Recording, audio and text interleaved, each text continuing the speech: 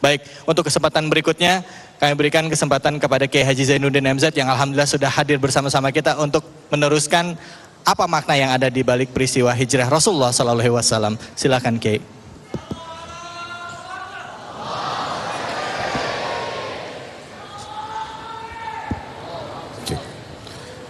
Assalamualaikum warahmatullahi wabarakatuh.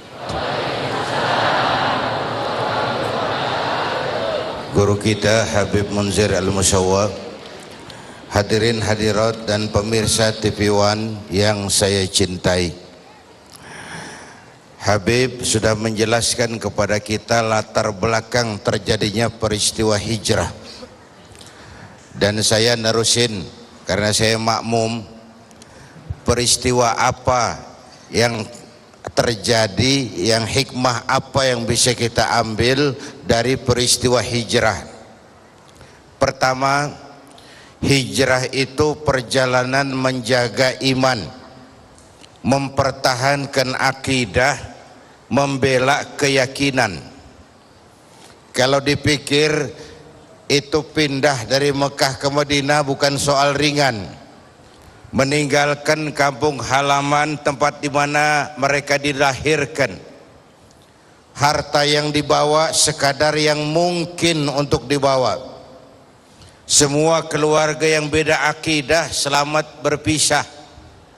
Medan yang ditempuh jauh, Mekah Madinah kurang lebih 415 kilo, 450 kilo, kendaraan onta.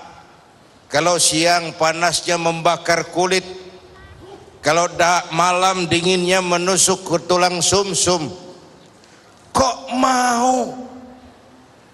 mau neangan naon? Apa naon itu? Sama dengan haji tadi. Orang pergi haji kalau dipikir-pikir uangnya puluhan juta keluar, rumah ditinggal, anak ditinggal, kendaraan ditinggal, sampai sana berdesakan dengan jutaan orang, makan kurang, tidur nggak teratur. Kok mau? Nggak ada jaminan mau bisa kembali lagi. Orang pergi haji itu dari rumah aja kayak jenderal, sampai sana kopral. Yang jawabannya, yang mereka bela, yang mereka cari, yang mereka perjuangkan tidak lain adalah iman. Kalau iman sudah bicara, yang jauh dekat rasanya. Kalau iman sudah bicara, yang lemah jadi kuat, yang takut jadi berani.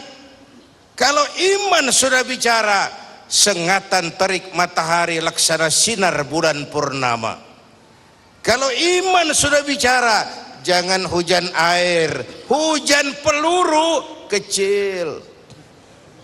Kalau iman sudah bicara, penjara bisa lebih indah dari istana, bahkan tali gantungan laksana lambayan tangan bidadari. Maka intan paling mahal, mutiara paling berharga adalah iman. Karena memperjuangkan ini, Nabi dan sahabat hijrah ke Madinah. Potretnya macam-macam. Ada yang waktu mau berangkat hijrah takut. Oh, kita hijrah ke Madinah, di tengah jalan dicegat kafir Quraisy, disembelih, selesai gaya. Turun ayatnya, kullu nafsin dha'iqatul maut. Kamu disuruh hijrah saja takut mati. Padahal semua yang hidup bakalan mati. Hijrah ke Madinah mati, nongkrong aja di Mekah juga bakalannya mati. Berjuang membela agama mati, mengkhianati dan menjual agama mati. Berani mati, mati. Takut mati. Sehingga Sayyidina Umar dengan ayat ini turun. Kalau sebagian sahabat mau hijrah ngumpet-ngumpet, beliau malah kumpulin Quraisy dekat Ka'bah, pidato, tuan-tuan, besok pagi yang namanya Umar bin Khattab mau hijrah dari Mekah ke Madinah. Siapa yang kepengen palanya pisah sama badannya, silahkan cegat Umar di jalanan. Besok tenang beliau berangkat, nggak ada yang mau nyegat. Quraisy juga mikir, gue ngapain nyegat penyakit. Lihat kalau iman sudah bicara itu. Ada yang nggak takut lapar, nggak takut mati, takut lapar. Hijrah ke Madinah, ntar di sono makan apa? Ini jelek-jelek Mekah kampung diri, nginjem-minjem orang percaya. Di Madinah mau ngebon sama siapa? Ayatnya nyambung, ayatnya turun lagi. Qul li'ibadiyalladzina amanu inna ardi wasi'ah fa iyaya fa'budun. Katakan kepada mereka Muhammad, wahai hamba-hambaku, bumiku ini luas. Di Mekah kau makan, hijrah ke Madinah kau bakal makan. Jangan karena hijrah takut kelaparan, jangan karena membela agama takut nggak makan. Islam sih Islam, kalau gue dipecat bini gue makan apa? Ini orang dulu, orang dulu banget ini. Takut kalau dia nggak makan. Yang berangkat motifnya macam-macam. Ada yang berpikiran hijrah yuk.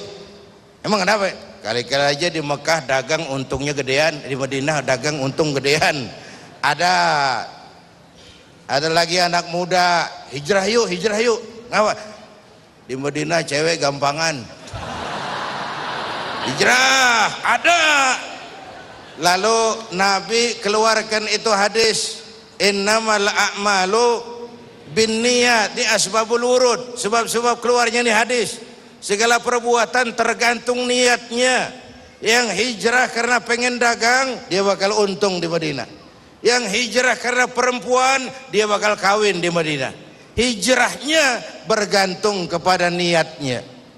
Saudara hadirin yang saya hormati, iman ini yang dibela, ini yang dipertahankan, ini yang diperjuangkan. Orang kayak Sayyidina Abu Bakar berangkat ikut hijrah, coba pikir ngapain neangan naon. Kehormatan diri beliau bangsawan, kekayaan beliau hartawan, bangsawan, mau tengah malam buta kebelangsak nemenin Nabi tinggal di Gua Sur. Mana sekarang hartawan bangsawan mau ke belangsak tengah malam nemenin kiai. Bawaannya kalau kiai bawa map udah curiga aja sumbangan nih.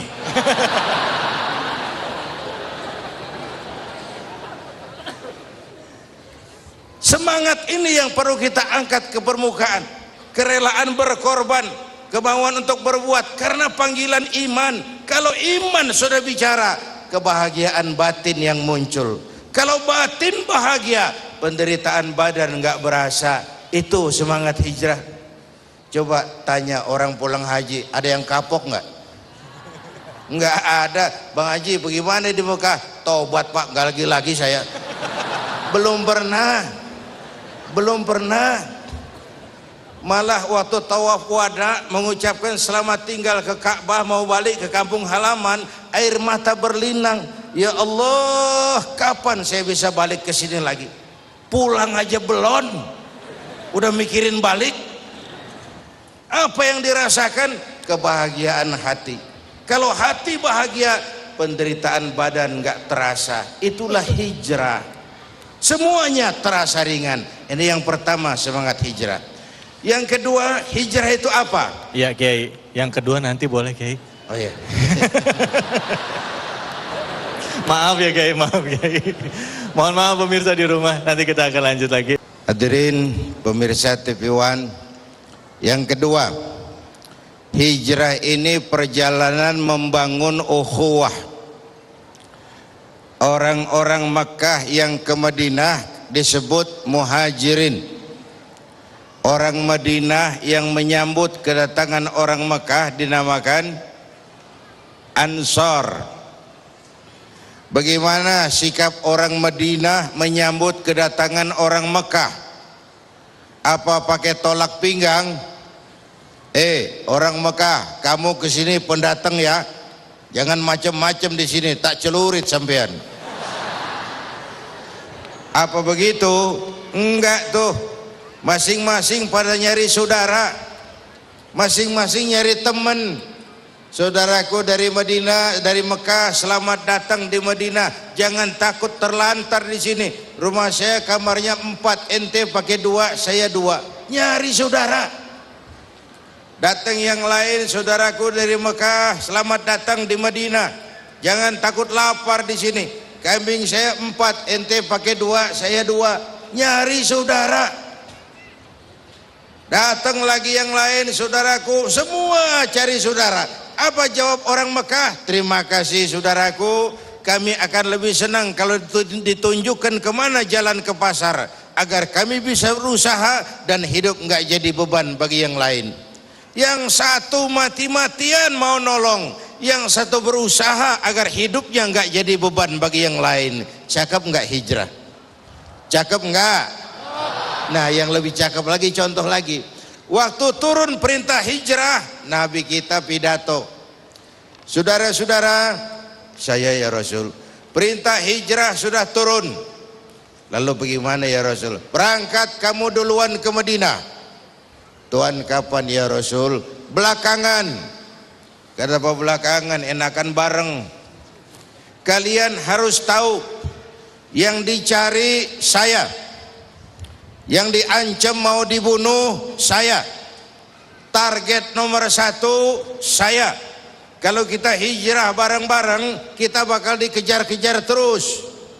Tapi kalau kamu berangkat duluan, insya Allah kamu akan sampai dengan aman dan selamat.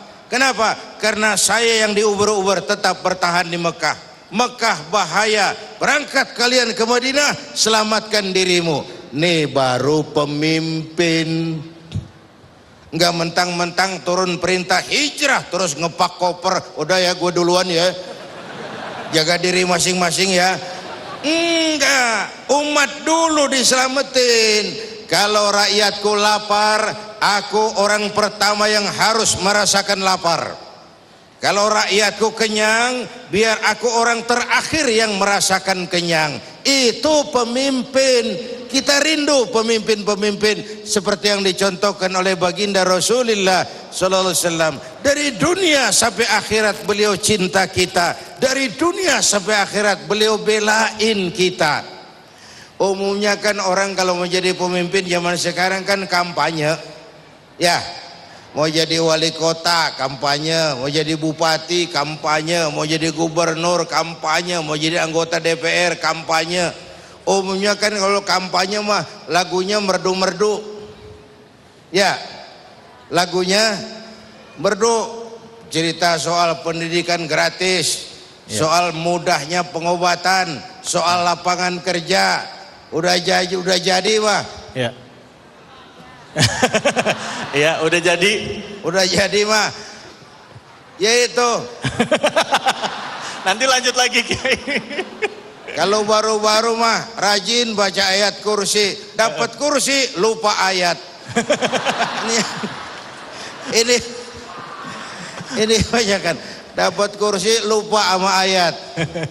Saudara-saudara, karena hijrah membangun ukhuwah, ayo sesuai dengan program Damai Indonesiaku ini, jaga kesatuan, persatuan, kerukunan dan kekompakan. Amin. Karena hijrah mempertemukan Ansar dan Muhajirin. Unzur kaifa akhar rasulu bainal muhajirin wal ansar. Bagaimana Rasul mempertemukan, mempersaudarakan Ansar dan Muhajirin.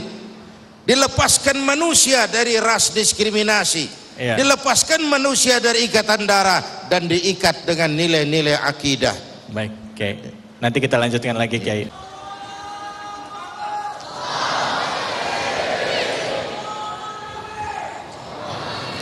Hadirin dan pemirsa TV One yang saya cintai, ini sudah rangkuman. Pertama, intan paling mahal, mutiara paling berharga adalah iman. Jaga baik-baik, wariskan kepada anak-anak kita. Biarin zaman berubah, akidah jangan goyah. boleh masa berganti, keyakinan jangan mati. Karena iman kita hidup, untuk iman kita berjuang, dalam iman kita ingin kembali menghadap Allah Subhanahu. Satu. Yang kedua, kalau kita mau menang, kita harus kuat. Kalau kita mau kuat, kita harus bersatu. Untuk bisa bersatu, hidupkan semangat silaturahmi. Itu intisari ringkasan dari almarhum Panglima Besar Sudirman. Tidak ada kemenangan kalau tidak ada kekuatan. Tidak ada kekuatan kalau tidak ada kesatuan dan persatuan. Tidak mungkin terwujud kesatuan dan persatuan tanpa adanya semangat silaturahmi. Maka menghadapi kesulitan-kesulitan besar sebagai bangsa, kata kuncinya adalah kesatuan, persatuan, kerukunan dan kekompakan. Sebagaimana hijrah sudah mempersatukan Mekah dengan Madinah, mempertemukan Ansor dengan Muhajirin. Waktu kita hijrah dari penjajahan kepada zaman kemerdekaan, kita juga sudah kontrak. Kita ini mau bersatu nusa, satu bangsa, satu bahasa. Itu harus kita jaga baik-baik. Yang ketiga, di bulan Muharram ini ada amalan-amalan yang sangat dianjurkan. Pertama, memperbanyak istighfar. Memperbanyak istighfar. Wa ma kana Allahu mu'adzibahum wa hum yastaghfirun. Allah tidak akan turunkan bencana selagi di tengah mereka masih banyak orang-orang yang istighfar. Ada hadis qudsi, Allah enggak jadi mau marah karena melihat tiga perkara: suyukhan rukka, wasibyanan rudda, wa bahaiman rutta.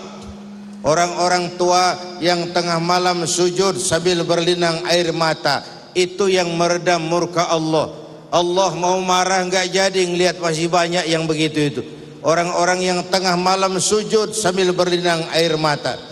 Yang kedua, bayi tanpa dosa masih menyusu, suci, bersih, belum ternoda sedikit pun. Yang ketiga, bahaiman rutta, binatang ternak melata mencari makan, lingkungan hidup masih terjaga keasliannya. Orang-orang tua tengah malam sujud, bayi-bayi tanpa dosa masih menyusu. Yang sekarang kita lihat bagaimana musibah enggak mau nambah, ngamalin hadisnya terbalik. Yang disuruh orang tua tengah malam sujud, bayi tanpa dosa nyusu. Ini sekarang bayi tanpa dosa dibuang ke tempat sampah gara-gara orang tua tengah malam nyusu. Ini terbalik ngamalin hadisnya.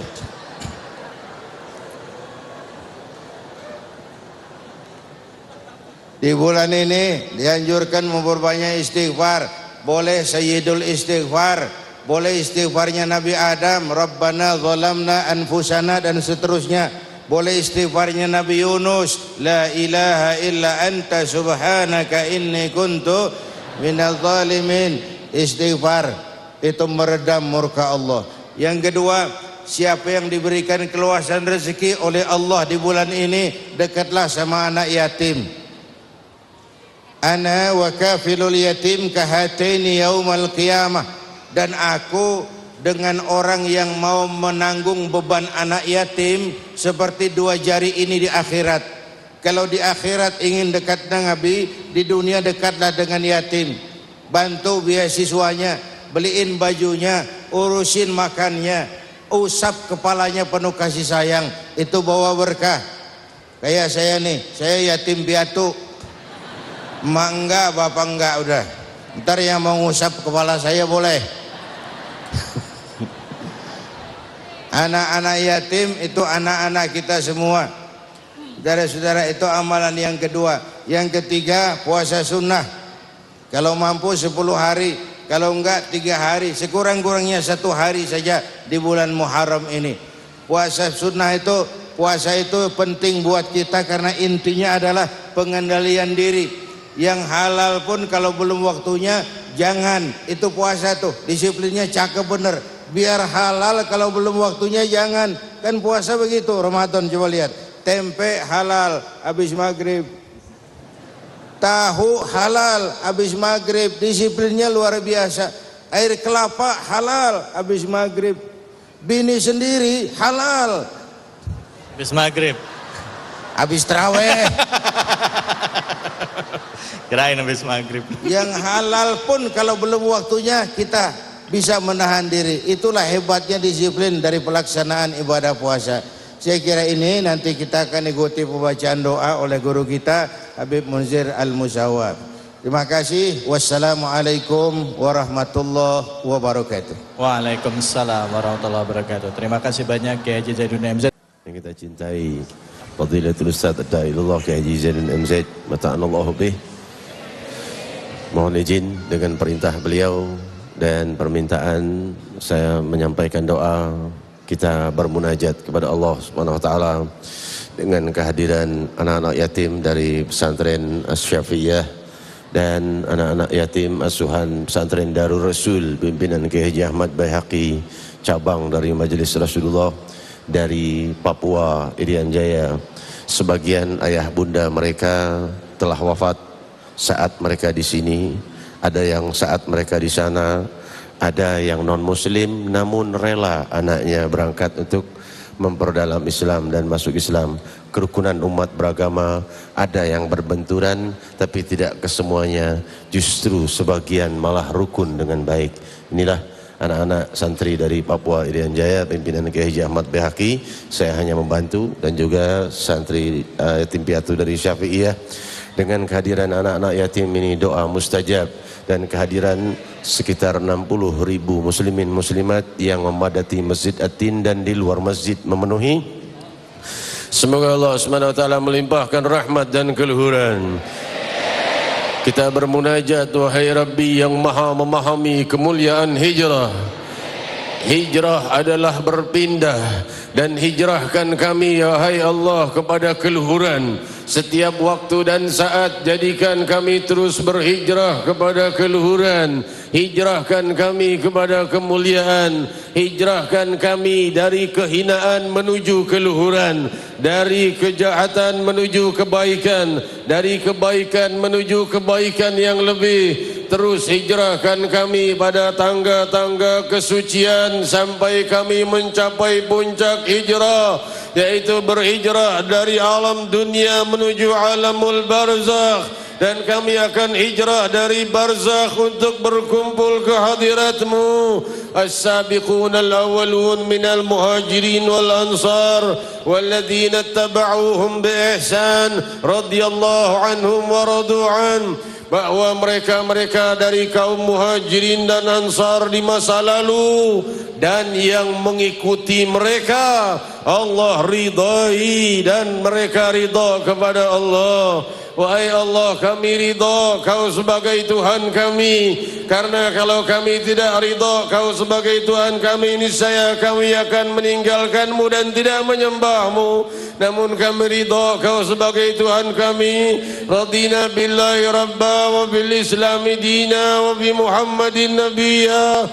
Kami ridha Tuhan kami Allah, kami ridha Nabi kami Muhammad sallallahu alaihi wasallam dan Islam sebagai agama kami. Dan telah bersabda Nabi Muhammad sallallahu alaihi wasallam, diriwayatkan di dalam Sahihul Bukhari, al-muhajir man hajara ma nahallahu anhu. Orang yang berhijrah setelah hijrah adalah orang yang hijrah atau berpindah meninggalkan kehinaan, meninggalkan apa yang dilarang Allah, menuju ketaatan kepada Allah. Hijrahkan kami pada keluhuran, hijrahkan kami kepada kemakmuran, hijrahkan kami kepada semulia-mulia keadaan. Walaupun kami tetap berada di tempat kami, jadikan bangsa kami terus berhijrah kepada kemuliaan, kedamaian, keamanan, ketertiban. Ya Rahmanu Ya Rahim, kami bermunajat, wahai yang maha memiliki rahasia keluhuran hijrah, wahai yang maha mampu menghijrahkan kami terus pada puncak-puncak keluhuran, puncak-puncak anugerah, puncak kebahagiaan. Kami memanggil namamu yang paling berhak diseru dari semua nama. Faqulu jami'an ya Allah, ya Allah, ya Allah, Ya Allah, Ya Allah, Ya Allah, Ya Allah, ampuni dosa-dosa. Ya Allah, Ya ibadi, innakum tukhti'una bil-laili wan-nahar wa ana aghfiru dzunuba jami'a. Wahai hamba-hambaku, kalian berdosa siang dan malam, dan aku mengampuni semua dosa. Mohon pengampunan padaku. Ya Allah, Ya Allah. Rasul bersabda, riwayat Sahih Bukhari, Inna Allah la yamil hatta tamillu. Allah tidak bosan sampai kalian sendiri yang bosan. Jangan bosan mohon pengampunan. Ya Allah, kita tidak bosan-bosan berbuat dosa, maka jangan bosan pula mohon pengampunan. Ya Allah, pandanglah kami yang dalam kehinaan luhurkan, hijrahkan pada keluhuran. Yang dalam dosa hijrahkan pada pengampunan.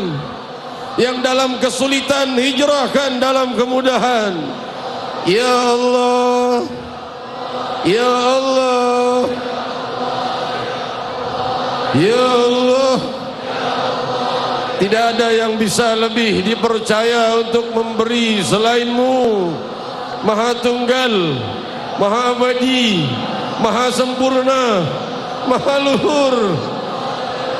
Ya Allah, Ya Allah, Ya Allah. Jadikanlah hari 1 Muharram ini Kau sudah siapkan nasib kami seindah-indah keadaan di masa mendatang. Hidup kami dan wafat kami, dunia kami dan akhirat kami. Wahai pemilik dunia dan akhirat dan segala anugerahnya. Ya Allah, Ya Allah, Ya Allah, Ya Allah, Ya Allah, Ya Allah. Kami putus asa meminta pengampunan dan keluhuran karena terlalu banyak dosa. Namun Kau yang tegur kami, Qul ya ibadiyalladzina asrafu ala anfusihim la taqnatu min rahmatillah.